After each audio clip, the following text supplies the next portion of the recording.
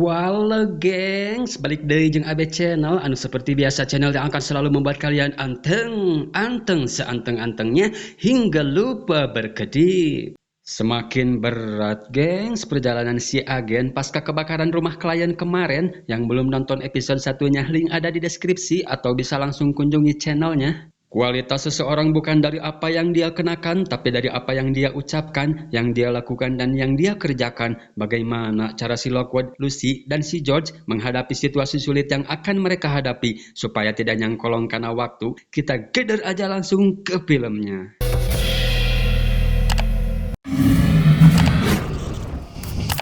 Setelah kemarin mereka loncat dari lantai 2 dengan selamat, datang juga DPM Jur ke sana menyelamatkan si Lucy, yang saat ini si Lucy sudah berada di rumah sakit untuk mendapatkan perawatan. Si suster sudah menghubungi si emak, tapi si emak ini benar-benar sangat mengemakkan sekali, tidak peduli meskipun anaknya dalam keadaan tidak walakaya. Sedangkan si Lockwood ditemui Inspektur Barnes dari Departemen Penelitian dan Pengendalian Psikis terkait insiden yang telah terjadi, meskipun sudah menjelaskan kalau insiden ini tidak sepenuhnya salah si agen Lockwood dikarenakan mereka yang mendapat laporan tidak sesuai dengan keadaan rumah tersebut, yang mana seharusnya itu adalah jurig kelas gurubug, tapi faktanya si jurig sudah kelas 2. Si Lockwood tetap harus mengganti kerugian sebesar 60 pound kepada si nenek dalam waktu 2 minggu. Jika tidak, maka agen Lockwood & Co akan ditutup. Ditambah masalah lain penyalahgunaan senjata dalam ruangan, tidak membawa rantai, dan tanpa pengawasan, si Lockwood tidak bisa mengklaim asuransi dari DPM Jur.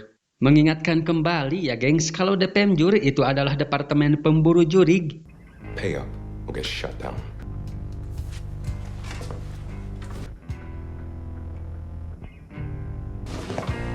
Berat geng, sedangkan si Lucy kabur dari rumah sakit dan pulang ke rumah.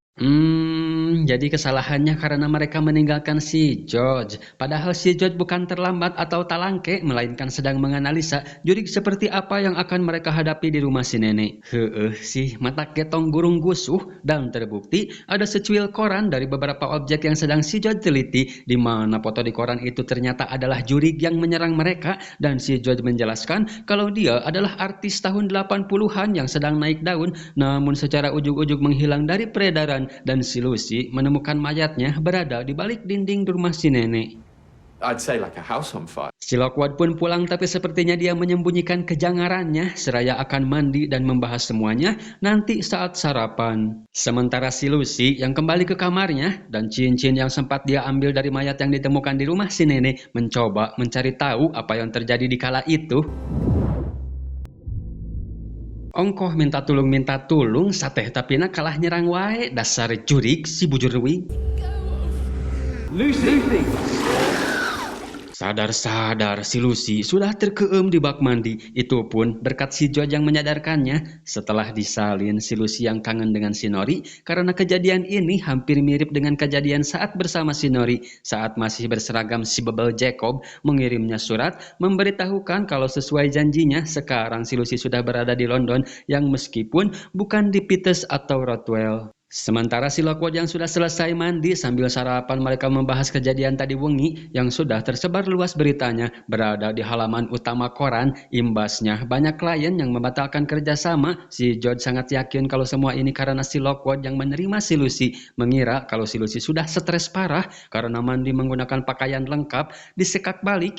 Apa bedanya denganmu, George? Kalau kamu merasa normal, pasti akan memilih tetap di Peters daripada bergabung denganku. Horeng, si George teh alumni Peters. Malamnya, si Lucy yang keheesan sambil memegang cincin yang tanpa dia sadari cincin tersebut ngagulutuk dari genggamannya.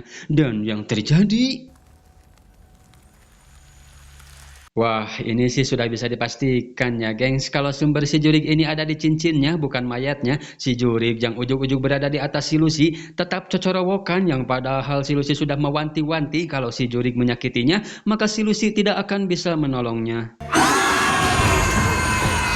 Lantas si Lucy pun memberitahu si Lockwood yang sedang tibra kalau si jurig ada di sini. Mereka langsung ke kamar si George menyuruhnya untuk mempersiapkan peralatan karena si jurig Annabelle ada di kamarnya si Lucy. Jadi nama si jurig Annabelle. Meskipun percaya terpercaya si Jurik berada di sini karena si Lockwood yang sudah menahan sumbernya saat itu, mereka tetap siaga dengan peralatan lengkap, tapi tiba-tiba On second thought, move! setelah melihat si Jurik beneran ada di sana, si Lockwood bertanya ke si Lucy, mungkin saja si Lucy tahu apa sumbernya atau ada mengambil sesuatu dari rumah si nenek. Si Lucy yang teringat dengan cincin, mungkin sumbernya dari cincin itu. Akhirnya, mereka bisa menahan sumber si Jurik. Jadi, selama tertahan atau dihancurkan, si Jurik tidak akan bisa muncul. Dan alasan kenapa si Lucy mengambilnya itu karena si Lucy dapat merasakan apa yang si Jurik rasakan. Si Jurik Annabelle terkurung di balik dinding selama 40 tahun dan tidak ada tindakan dari Depemjur merasa terpanggil untuk membantu si Jurik. Tapi itu dapat penolakan dari si Lockwood supaya segera menghancurkan sumbernya dan melanjutkan hidup. Si Lucy tidak menyerah membujuk si George untuk mendukungnya memanfaatkan kegilaan si George akan eksperimen, dan inilah saatnya untuk si George melakukan eksperimen baru untuk menyelidiki fenomena Jurik. I need to do this. Si Lockwood pun akhirnya menyetujuinya. Si Lucy kembali akan menerawang mencari tahu lebih dalam lagi tentang si Jurik Annabelle di detik-detik kematiannya.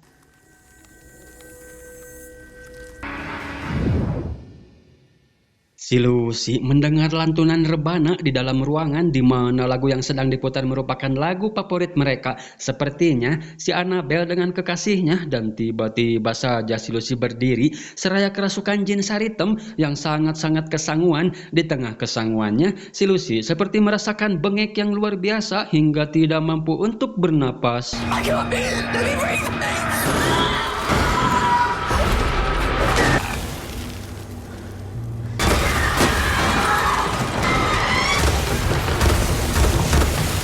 Usut punya usut, ternyata si Annabelle dicekek hingga mokat. Si Lockwood akhirnya memutuskan untuk menyimpan cincinnya terlebih dahulu sebelum tiba saatnya untuk dihancurkan karena ada hal lain yang lebih penting, yaitu hutang ke si nenek sebesar 60.000 pound. Ripuh besti, tapi tiba-tiba telepon berdering. Sangat berharap itu klien baru yang ternyata ketika diangkat adalah si Barnes. Dia tahu identitas si Lucy, memerintahkan si Lockwood untuk segera memecatnya karena merupakan hal ilegal memperkerjakan orang yang tidak lulus kelas 4, dan itu bisa membuat reputasi Depemjur tercoreng. Masalah satu belum rungkad, sudah ada masalah lain. Ketahuilah saudaraku, sesungguhnya kemenangan itu beriringan dengan kesabaran, jalan keluar beriringan dengan kesukaran, dan sesudah kesulitan pasti akan ada kemudahan. Who was that? Wrong number. Tapi si Lockwood menutupinya dari si Lucy, malah bertanya seberapa terkenalnya si Annabelle itu, Lus. Sepertinya si Lockwood punya rencana, bukan kita yang membantu si Annabelle, melainkan si Annabelle yang akan membantu kita. Ketenaran dan nama besar Annabelle akan si Lockwood manfaatkan dengan cara mengungkap kasus kehilangannya. Jika berhasil, bukan cuma hutang yang bisa terbayar, melainkan reputasi mereka sebagai agen Lockwood & Co juga akan naik. Dan langkah pertama, kita memerlukan awak media untuk membeberkan rencananya supaya bisa menutup kabar buruk tentang Lockwood & Co yang sedang tersebar. Tapi si Lucy mengingatkan si Lockwood supaya tidak menyebut namanya di depan media. Mereka pun pergi ke perpustakaan untuk mencari tahu lebih dalam tentang si Annabelle, menemukan saat si Annabelle berperan menjadi Ophelia dalam sebuah kisah percintaan tragis. Dan kenapa di terawangan si Lucy waktu itu berada dalam air, itu karena dalam ceritanya Ophelia atau si Annabelle tenggelam dengan bunga aster. Dia menjadi gila dan bunuh diri karena perlakuan Hamlet lawan mainnya pada si Ophelia, di mana cerita tersebut saling berkaitan atau menyerupai dengan kisah hidup aslinya. Ophelia dan Hamlet berarti Annabelle dengan kekasih jahatnya. Sedangkan yang memerankan Hamlet, dia bernama Hugo Black. Digosipkan juga kalau di antara mereka terjadi cinlok, sempat ditangkap terkait hilangnya Annabelle, namun tak ada bukti, saksi mata, juga mayatnya, membuat si Hugo bisa bebas tanpa tuntutan. Tapi tiba-tiba mereka didatangi oleh sekelompok pengawas agen yang dipimpin oleh Quill Gibbs. Entah punya masalah apa, si pengawas agen ini sangat cunihin sekali, membuat si Lockwood harus turun tangan.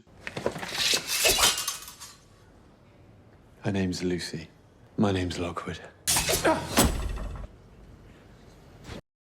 Si Lockwood semua ada urusan lain memberi mereka uang untuk jajan. Sambil lolodok, mereka berbagi cerita kalau si George ini punya 4 saudara di mana semuanya bergelar insinyur kecuali dirinya karena terlalu terobsesi dengan sebuah eksperimen membuatnya seperti ini hingga dipecat juga dari Peters. Dan ternyata yang mencuri Keller tengkorak itu adalah si George sesaat setelah dirinya dipecat dari Peters. Sementara si Lucy, dia bercerita saat masih di Jacob & Co. We risked our lives, but that is how important this case is to us. Ternyata ini maksud urusan yang dikatakan si Lockwood tadi menemui awak media untuk menceritakan misi berbahayanya yang membuat si Barnes geram menyaksikan si Lockwood yang ngacacang di TV. Hal itu juga disaksikan oleh si Lucy dan si George di mana si Lockwood justru malah membawa nama si Lucy yang padahal sebelumnya sudah diperingatkan untuk tidak menyeret namanya ke media. Finding Annabelle's killer, then the police or Hal itu membuat si Lucy ngadat, tapi itu ditanggapi dengan santuy oleh si Lockwood. Kalau si Lockwood bisa mengurus semuanya meskipun ada potensi juga si Lucy akan diincar si Hugo. Si Lockwood malah keceplosan kalau si Lucy adalah aset terbesarnya. Asset? Is that all I am then? Just some thing to make you money? As bad as everyone back home.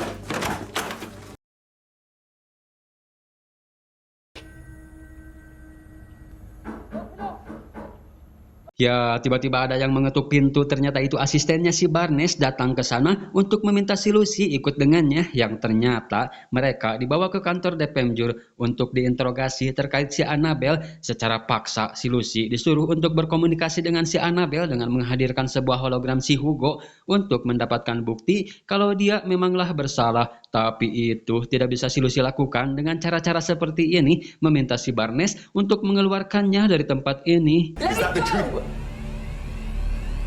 Always make the most boring, unimaginative moves possible. Sementara di rumah, si George yang sendirian, tiba-tiba ada orang yang ngebekem dirinya. Sepulang mereka berdua mendapati pintu terkunci dari dalam dan tidak ada jawaban dari si George. Mereka masuk lewat jendela atas dan melihat ada seseorang berpakaian hitam-hitam berada di dalam rumah sepertinya sedang mencari sesuatu. Can I offer you a cup of tea while you ransack my house? Have it your way. Fine.